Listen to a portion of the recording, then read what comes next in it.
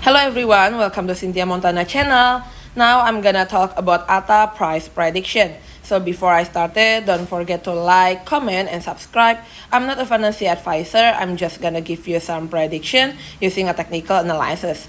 Now we're gonna use ATA per BUSD. As we can see in here, we are using a 4-hour chart and using a Bollinger Band here, right? For the Bollinger Band here, we have an upper band.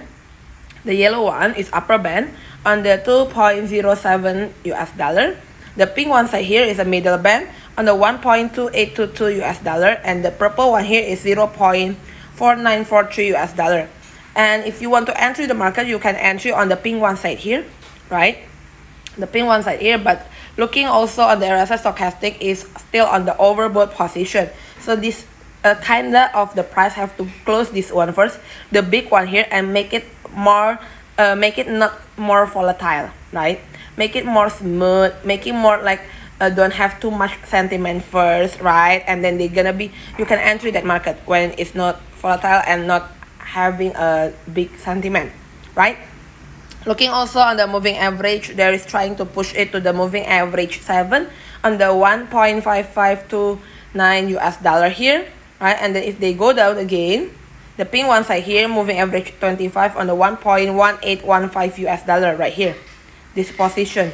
Okay, looking on the RSI stochastic also is still on, as I said before, in overbought position. We're gonna change it to the daily chart.